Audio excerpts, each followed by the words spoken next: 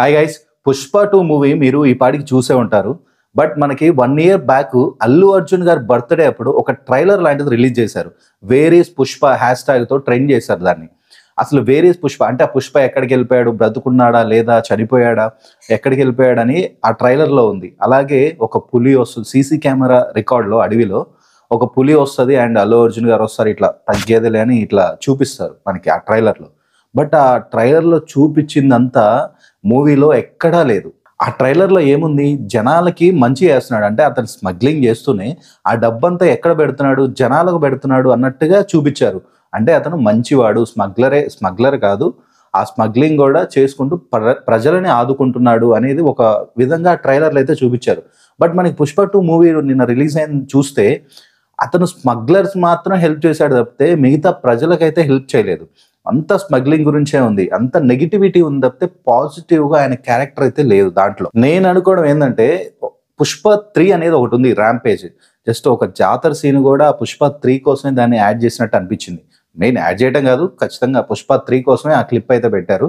But ఈ trailer 1 year క్రితం వచ్చిన ట్రైలరు దీన్ని 'పుష్ప 3'కి యాడ్ చేయొచ్చు. ఎందుకంటే మీరు సినిమా చూడకపోతే మాత్రం వీడియో స్కిప్ చేసేయండి. ఎందుకంటే స్పాయిల్ అవుతది. కొంచెం స్టోరీ ఎళ్తుందనమాట.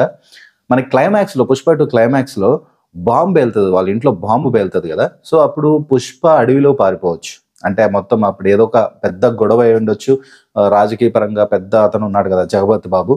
సో, ఆయన పరంగా పెద్ద గొడవలు అయ్యుండొచ్చు. సో, పుష్ప అక్కడి నుంచి పారిపోవచ్చు. అండ్ శ్రీవల్లి వీళ్ళందరూ చనిపోవచ్చు గూడా. సో, అక్కడి నుంచి పుష్ప పారిపోవచ్చు. ఆ తర్వాత పుష్ప మంచివాడనేది 'పుష్ప 3'లో చూపించొచ్చు. అంటే 1 ఇయర్ బ్యాక్ రిలీజ్ చేసిన ట్రైలర్‌ని 'పుష్ప 3'లో పెట్టే ఛాన్స్ అయితే ఉంది. మనం 'పుష్ప 2' మూవీ క్లైమాక్స్ చూసిన దాని ప్రకారం. 'పుష్ప 3'లో పెట్టడానికి మరి 1 ఇయర్ ముందే ఎందుకు వీళ్ళు ట్రైలర్ రిలీజ్ చేశారంటే యాక్చువల్లీ ఇది 'పుష్ప 2'లోనే రావాలి. బట్ ఈ హైప్ అండ్ ఎక్స్‌పెక్టేషన్ చూసి దీన్ని 'పుష్ప 3'కి కూడా మనం తీసుకోవాలని వాళ్ళు అనుకున్నట్టున్నారు.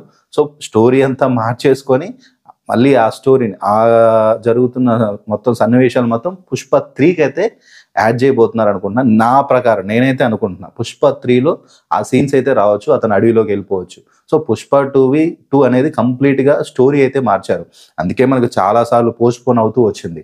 ఆ 'పుష్ప' అండ్ అది క్లిప్పు 'పుష్ప 2'లోనే పెడితే బాగుండేది ఇది మొత్తం.